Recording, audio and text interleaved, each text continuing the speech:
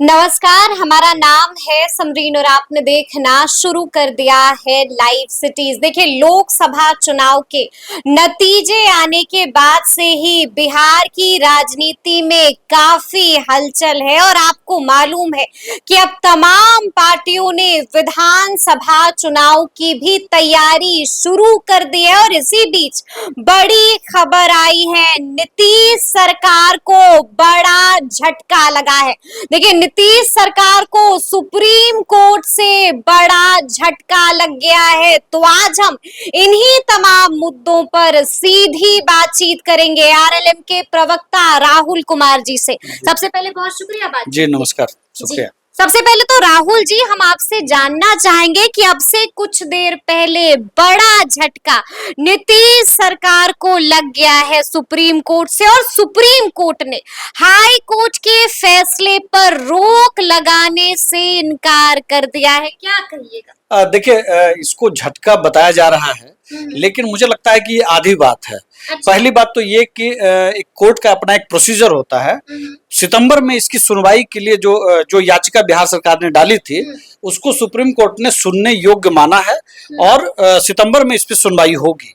फिलहाल जो हाईकोर्ट के फैसले हैं उस पर रोक लगाने से इनकार कर दिया है, लेकिन इसका मतलब इसका मतलब ये नहीं है कि जो बिहार सरकार ने जो याचिका लगाई या जो बिहार सरकार का जो संकल्प है उसको सुप्रीम कोर्ट ने खारिज कर दिया है। सुनवाई होगी, सितंबर में सुनवाई होगी, और बिहार सरकार के कई मंत्री और सरकार खुद मुख्यमंत्री, माननीय मुख्यमंत्री जी ने भी कई बार ये बातें कही है कि बिहार में पहली बार हम लोगों ने जातीय गणना को लेकर के काम किया और बिहार के सभी दल इसमें तैयार थे। और उसके बाद जो चीजें आई, फाइंडिंग्स आई, उसके बाद हम लोगों ने जो 65% का जो वो किया, उसको लेकर के बिहार सरकार अभी भी, मैं फिर कह रहा हूं कि तमाम तर्कों के साथ जब सितंबर में सुनवाई होगी, बिहार सरकार अपने तमाम दावों के साथ, वहां पर आंकड़ों के साथ, देखिए पहले भी आपको कई बार ये चीजें होती रही हैं कि सुप्रीम कोर्ट ये कहती थी कि भाई आपने जो ये फैसला किया था आपके पास सपोर्टिव डेटा है क्या?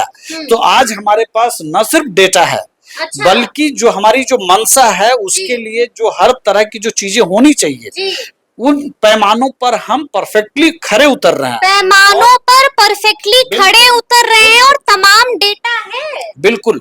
और एक बात बहुत स्पष्ट मैं कहूं कि जो प्रक्रिया है उसको लेकर के हम आगे बढ़ रहे हैं। अगर सुप्रीम कोर्ट हमारी बातों से सहमत नहीं होती है तो फिर हम 9वीं अनुसूची के लिए जाएंगे, लेकिन इसका मतलब ये नहीं है कि आज ये कह देना कि सुप्रीम कोर्ट हमारी चीजों को खारिज कर दिया है। झटका लगना सिर्फ इस रूप में कि स्टे नहीं लगाया है, लेकिन इसका मतलब ये कतई नहीं है कि फैसले हमारे खिलाफ आ गए हैं। ये जो बुनियाद तौर पर जो कहे जा रहा है, मुझे लगता है ये पूरी तरह से जो कानून समझते हैं वो बहुत स्पष्ट समझते हैं। सुनवाई योग्य माना है, हम लोग अपने तर्कों के साथ जाएंगे, उसमें हम फैसला हमारे पक्ष में आएगा। बिहार सरकार भी समझती है और हम लोग भी समझते हैं। अच्छा, अभी आपने एक बड़ी बात कह दी, आपने साफ साफ कह दिया कि हम लोग 9th शेड्यूल यानी कि 9वीं अनुसूची के लिए जाएंगे। देर क्यों हो रही है? कब से हम सुन रहे हैं कि 9th शेड्यूल में डाला जाए, डाला जाए, डाला जाए, अब तक क्यों नहीं डाला गया राहुल जी? देखिए, फिर किस बात की देरी किसी है? भी चीज की एक प्रक्रिया होती है। जी। हाईकोर्ट में जिन लोगों ने इस पर किया, हाईकोर्ट का जो फैसला आया, उसके बाद जो हमारे पास रास्ता है कि उसके बाद जो उपरोक्त कोर्ट है, जो सर्वोच्च कोर्ट है, सुप्रीम कोर्ट, हम वहां गए, हम अपनी बात वहां कहेंगे। अगर वहां लगेगा कि चीजें खारिज हो जाएंगी, अच्छा। अगर लगता है तो हमारे पास और विकल्प हैं। अच्छा, हम ऑप्शंस और भी हम हैं। बिल्कुल, हम सिर्फ ये कह दें कि हम सीधा जो विकल्प है हम सिर्फ उसी पर, इसका मतलब तो सुप्रीम कोर्ट हटा दीजिए, फिर हाई कोर्ट हटा दीजिए, संसद हटा दीजिए, कोई मतलब नहीं है। जो लोग इस पर राजनीति करना चाहते हैं, वो जो सिर्फ वोट की राजनीति करते हैं, वो ये तर्क दे सकते हैं। लेकिन माननीय नीतीश कुमार जी ने बहुत स्पष्ट तौर पर, हमारे नेता, राष्ट्रीय लोक मोर्चा के राष्ट्रीय अध्यक्ष माननीय उपेंद्र कुशवाहा जी ने, जो बीजेपी के जो नेता हैं, तमाम लोगों की बिल्कुल इस पर एक राय है, और वो राय है कि बिहार के अंदर जो डेमोग्राफी है, जो आंकड़े हमारे पास आए हैं, जो सामाजिक और आर्थिक जो सर्वे हुआ है, उसके जो आंकड़े जो आए हैं, उसके अनुसार हमें क्या क्या कदम उठाने चाहिए। उस कदम में आपको पता है कि आर्थिक तौर पर भी कदम उठाया गया और 65% आरक्षण का भी मसला है, और ये होकर के रहेगा प्रोसेस जो है उस प्रोसेस के ये होकर के रहेगा। बिल्कुल, और ये जी। होकर के रहेगा। हाँ। और इस प्रोसेस के साथ हम चलेंगे। ठीक है, हम ठीक सिर्फ है। ये कह दें राजनीति के लिए कि भाई हम यही चीज करेंगे, हाँ। इसी तरीके से जाएंगे, तो मुझे लगता है कि फिर तो सभी कोर्ट को खारिज कर देने वाली यानी बात। कि प्लान बी अभी बचा हुआ हाँ हाँ है। बिल्कुल। प्लान बी बचा बिहार हुआ है। के जी। जो आबादी है, हाँ। जो उनके अधिकार हैं, जो पिछड़े अति पिछड़ों के जो अधिकार हैं, जो मुख्य धारा से आर्थिक तौर पर, सामाजिक तौर पर जो पीछे रह गए, इतने सालों के प्रयास के बाद भी जो डेटा हमारे पास आए हैं वो सपोर्ट करते हैं कि हमारे फैसले सही हैं, तो निश्चित तौर पर हमारी सरकार उसको लेकर के आगे बढ़ेगी। अच्छा राहुल जी, हम आपसे ये भी जानना चाहते हैं कि अब से कुछ देर पहले आप भी दिल्ली से लौटे हैं और खबर तो ये मिली है कि दिल्ली में एनडीए के नेताओं की हाई लेवल मीटिंग भी हुई है। क्या कुछ खबर निकल के आई है? क्या कुछ हुआ है मीटिंग में? देखिए आप भी थे? देखिए एनडीए 3.0 जो सरकार बनी है, जी, जी, जी। उसका एक ही एजेंडा है, हाँ। समग्रता के साथ बिहार का विकास, देश का विकास, जी। देश के हर पिछड़े हिस्से का विकास, युवाओं का विकास, आर्थिक तौर पर कैसे उनको हम मुख्य धारा में ला सकें।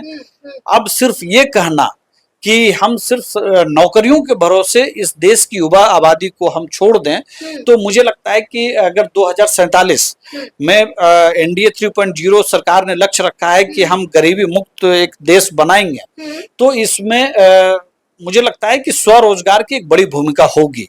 और मुद्रा लोन जिस तरह से 10 लाख को 20 लाख करने का एक कोलेटरल फ्री, आपको याद होगा यूपीए के समय में या पिछली सरकारों के समय में अगर आप कोई रोजगार करना चाहते हैं तो आपको घर गिरवी रखना है, आपको बहुत सारी चीजों को कोलेटरल रखना पड़ता था। फिर उनका क्या है कि ट्रेनिंग नहीं होता था। तो आपको ये भी इस बजट में प्रावधान है कि जो 500 जो कंपनियां हैं, जो प्राइवेट कंपनियां हैं, जो टॉप की जो 500 कंपनीज है, उनके साथ बच्चों को इंटर्नशिप कराया जाएगा और उनको इंटर्नशिप बैठक में क्या हाँ हुआ? इंसेंटिव भी दिया जाएगा। मैं वही बात मैं कह रहा हूँ कि ये सभी चीजों पर बात हुई बैठक कि में? हाँ बिल्कुल, कि कैसे चीजों को हम लोग लेकर के आगे बढ़ेंगे, कैसे एनडीए सोचता है, कैसे हम सभी लोग जो इस एनडीए में जो शामिल दल हैं उसमें कैसे हम लोग को एक एजेंडा पर चलना है। उस एजेंडा का नाम है इंक्लूसिव ग्रोथ इस देश का। इंक्लूसिव ग्रोथ इस देश का। बिल्कुल। जी। और उसमें जो सबसे बड़ी भूमिका होगी वो यूथ का होगा। और जो भी पॉलिटिकल पार्टियां हैं एनडीए के साथ, चाहे वो साउथ की पार्टी हो, चाहे वो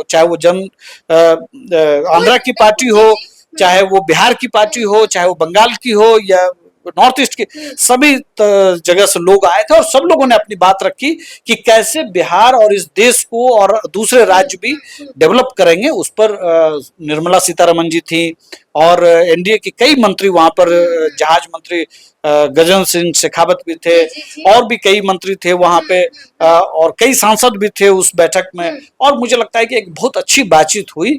और एनडीए 3 विधानसभा चुनाव को लेकर भी कुछ दिशा निर्देश दिया गया?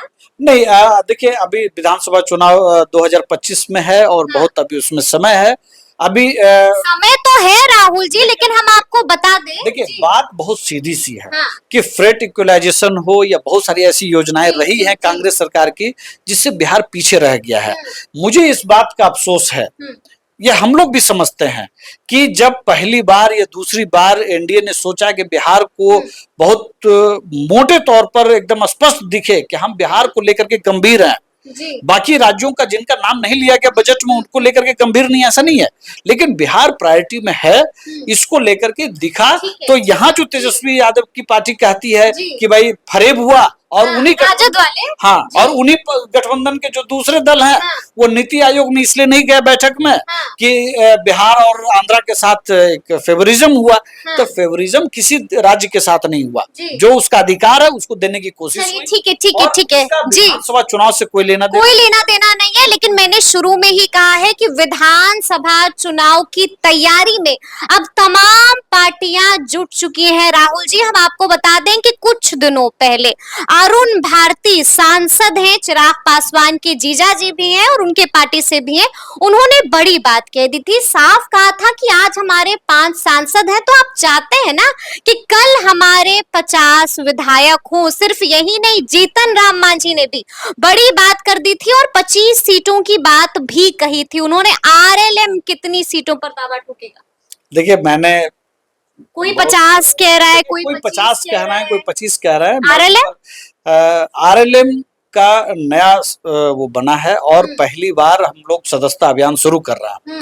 अगले महीने में 2 तारीख से लेकर के 7 तारीख तक हम लोग बैठक करेंगे और 10 अक्टूबर तक हम लोग सदस्यता अभियान करेंगे। पहली बात तो ये है हमारे सामने स्पष्ट कि हम लोगों ने लोकसभा चुनाव में एनडीए के लिए बहुत मजबूती से काम किया। रिजल्ट कुछ चीजों पर बहुत अच्छा नहीं हुआ, कुछ चीजों पे, लेकिन हम लोगों ने बेहतर किया। अगर दूसरे राज्यों की तुलना में देखें तो हम लोग की यही कोशिश है कि आने वाले दिनों में बिहार के अंदर जो 2010 में जो आंकड़ा था उसको अचीव करें या उससे बेहतर करें। राष्ट्रीय लोक मोर्चा अभी सदस्यता अभियान पर काम करेगी और उसमें चीजें बहुत स्पष्ट तौर पर सामने आ जाएंगी कि हमारी प्राथमिकता वाली सीटें कौन सी है, जहां बेहतर मेंबरशिप हुआ है, बेहतर लीडरशिप क्रिएट हुआ है या वहां पर उभरा कुछ तो सोचा होगा कि नहीं। अभी हम सोचने का कोई मतलब ही नहीं है। जब हमारी पार्टी मेंबरशिप ड्राइव चला रही है तो उसके पहले ये कह देना कि हम 20 सीट लड़ेंगे और 50 सीट लड़ेंगे, उसका कोई मतलब। हाँ बिल्कुल, देखिए कोई भी पॉलिटिकल पार्टी मेंबरशिप ड्राइव अगर चला रही है और साथ में वो कहे कि हम 50 सीट लड़ेंगे, कोई मतलब नहीं होता है इसका। कोई मतलब नहीं होता है इसका। हम आपसे ये भी जानना चाहेंगे राहुल जी कि अब तो एनडीए वाले मुकेश सहनी के लिए दरवाजा उन्होंने खोल दिया है, खुला ऑफर भी दे रहे हैं। क्या आरएलएम भी इसको लेकर कुछ कहेगा? बिहार के डेवलपमेंट को लेकर के जो भी पार्टियां गंभीर हैं वो एनडीए के साथ हैं। अच्छा। मुझे इस बात का दुख है और मैं इस पर राजनीति नहीं करना चाहता, लेकिन निश्चित तौर पर जो समन्वय मुकेश सहनी जी और तेजस्वी जी में चुनाव के दौरान आपने 243 विधानसभा में आपने दावा किया, वो दुर्भाग्य से तेजस्वी जी शायद पटना में ही हैं पिछले 3 दिनों से, लेकिन अभी तक चिराग जी जो मुकेश सहनी जी के साथ जो घटना घटी, दुर्भाग्यपूर्ण घटना घटी, वो समन्वय नहीं दिख रहा है। मुझे इस बात का बेहद अफसोस है, बेहद अफसोस है कि वो कोऑर्डिनेशन नहीं दिख बिल्कुल। रहा है। मुझे लगता है कि इस पे राजनीति नहीं होनी चाहिए, लेकिन दुख की घड़ी में अगर मेरा सबसे करीबी व्यक्ति अगर नहीं खड़ा है तो निश्चित तौर पर राजनीति में ये क्यों बदला लिया जा रहा है, मैं नहीं समझ पा रहा हूँ। बदला लिया जा रहा है भाई, जब आपके साथ हम खड़े हैं, आपके साथ हम घूमे और आज दुख की घड़ी में आप हमारे साथ नहीं। लालू जी गए थे, तेजस्वी जी अपने को बिहार के युवाओं का, बिहार का भविष्य कहते हैं। दिल में बसते और हैं। दिल में बसते हैं, लेकिन सदन में नहीं जाते हैं। नेता विपक्ष की जिम्मेवारी बिहार की जनता ने दिया, उसको वो जिम्मेवारी नहीं निभाते हैं, तो ये सवाल तो उठेगा ना। अच्छा ये बताइए, एनडीए खुला ऑफर कर रहा है मुकेश सहनी को, आरएलएम की प्रतिक्रिया क्या मैंने है? क्या कहा कि जो बिहार के डेवलपमेंट को लेकर के गंभीर है वो एक प्लेटफॉर्म पर होंगे। यानी कि मुकेश सहनी भी गंभीर है, तो क्या इशारा दे रहे हैं राहुल जी आप? देखिए, मुझे इस पर अलग से कुछ नहीं कहना, ये शीर्ष नेतृत्व को तय करना है, लेकिन बिहार एनडीए 3.0 में जो केंद्र सरकार ने बिहार को लेकर के सोचा है वो बहुत पॉजिटिव है। और आपके सवाल का जवाब सिर्फ ये है कि बिहार के विकास, इंतजार कीजिए, कहीं मेरे सवाल का जवाब यही तो नहीं है। बिहार के विकास को लेकर जो गंभीर होंगे वो एनडीए के साथ होंगे, जो गंभीर होंगे वो एनडीए के साथ होंगे। बड़ा इशारा मुस्कुराते मुस्कुराते दे गए हैं राहुल जी। अच्छा राहुल जी, एक अंतिम सवाल है मेरा। देखिए, दिलीप जायसवाल आज पटना पहुंच चुके हैं और आज वो पदभार भी ग्रहण करेंगे। बड़ी तब्दीली कर दी है बीजेपी ने, इस पर आरएलएम की राय क्या है? देखिए, ये तो बीजेपी का अपना एक सहयोगी नीति है, रणनीति है उनकी। लेकिन शायद उनके यहाँ ये है कि एक पद का मसला होता है कि एक व्यक्ति एक पद। और आपको ध्यान में होगा कि जेपी नड्डा जी का भी जो एक्सटेंशन किया गया है उसमें ये कहा गया है कि कुछ दिनों के बाद जो है मतलब दूसरे लोग होंगे, तो संभवतः हो सकता है इन वजहों से कोई कदम उठाया हो। तो बीजेपी का ये फैसला है, स्वागत योग्य है। हम लोग दिलीप जायसवाल जी को बधाई, शुभकामना देते हैं। एनडीए के अंदर ये चीजें हैं तो हम समझते हैं कि उसका स्वागत किया जाना चाहिए। चलिए, तो सुना आपने क्या कुछ कहा है राहुल जी ने। देखिए, तफसील से हम लोगों ने बातचीत की है, तो फिर ये पूरी बातचीत आपको कैसी लगी है कमेंट करके हमें जरूर बताइएगा। तो ऐसे तमाम अपडेट्स के लिए ऐसे ही हमारे साथ बने रहिएगा और देखते रहिएगा लाइव सिटीज। बहुत शुक्रिया।